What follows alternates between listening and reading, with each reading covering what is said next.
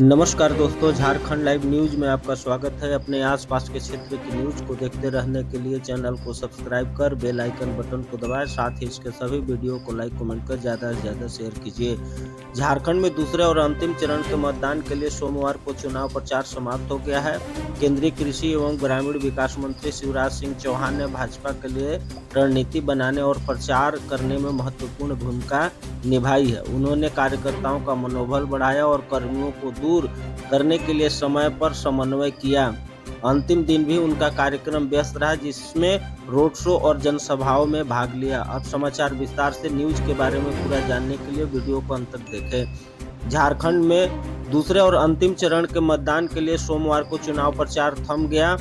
प्रदेश में भाजपा के लिए रणनीति बनाने से लेकर प्रचार के मोर्चे पर अग्रिम कतार में केंद्रीय कृषि एवं ग्रामीण विकास मंत्री शिवराज सिंह चौहान पूरी तरह मुस्तैदी से खड़े रहे।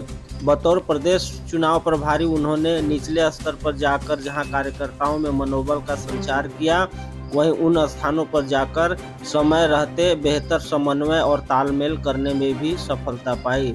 जहां कुछ कमियां थी, प्रचार के अंतिम दिन भी उनका कार्यक्रम व्यस्तताओं में भरा रहा। उन्होंने कई रोड शो में भाग लेने के साथ साथ जनसभाओं को संबोधित किया। उनका मानना है कि झारखंड में भाजपा के नेतृत्व में राष्ट्रीय जनतांत्रिक गठबंधन पूर्ण बहुमत की सरकार बनाएगा। अपने व्यस्त चुनावी कार्यक्रम से निकलकर केंद्रीय कृषि एवं ग्रामीण विकास मंत्री शिवराज सिंह चौहान ने दैनिक जागरण के राज्य ब्यूरो प्रदीप सिंह से विस्तार से खास बातचीत की। सवाल: विधानसभा चुनाव के दौरान लंबा समय झारखंड में आपने गुजारा है।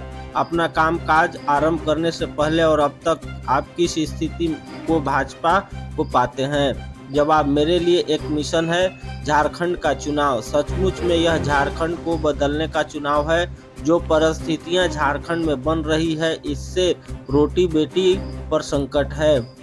यह कठिन परिस्थिति है।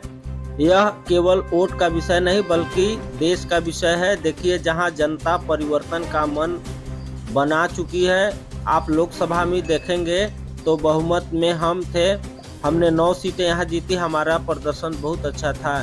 एक माहौल भाजपा के खिलाफ गठबंधन ने बनाया था कि हम जीतेंगे, और उस वातावरण में शायद कुछ लोगों को लगता हो कि सरकार फिर से वापस आ जाएगी।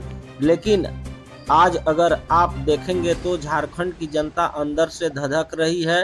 यहाँ भयानक भ्रष्टाचार है। बिना लिए दिए कुछ होता ही नहीं। विदेशी घुसपैठ बड़ा गंभीर विषय है। माता बहनों और बेटियों के साथ जो हो रहा है झारखंड में बड़ा चिंताजनक है।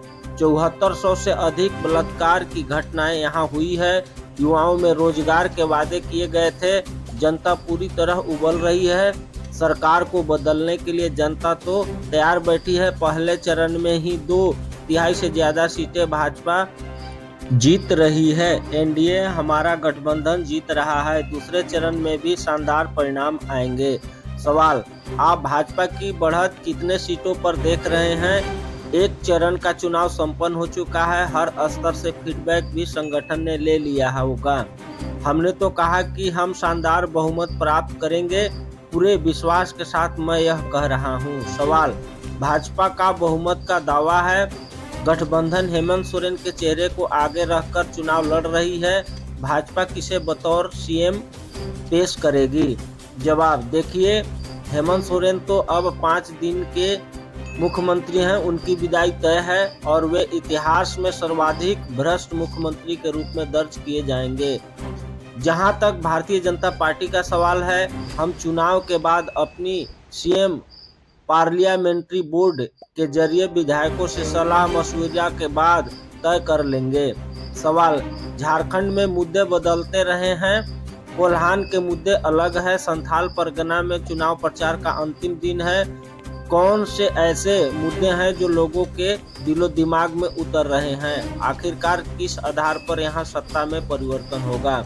जवाब: देखिए, बच्चों के लिए तो रोजगार सबसे बड़ा मुद्दा है। इन्होंने धोखा दिया लोगों को कि 5 लाख लोगों को रोजगार देंगे। उन्होंने परीक्षा लिए तो पेपर लीक हुई। इंटरनेट बंद कर पेपर लीक कराए गए। छात्र तो उबल रहे हैं। उन्हें नौकरी और रोजगार चाहिए। माताओं और बहनों को सुरक्षा चाहिए, सशक्तिकरण चाहिए। किसानों की धान नहीं खरीदी जाती। भारतीय जनता पार्टी की सरकार 3100 रुपये कुंटल धान खरीदेगी।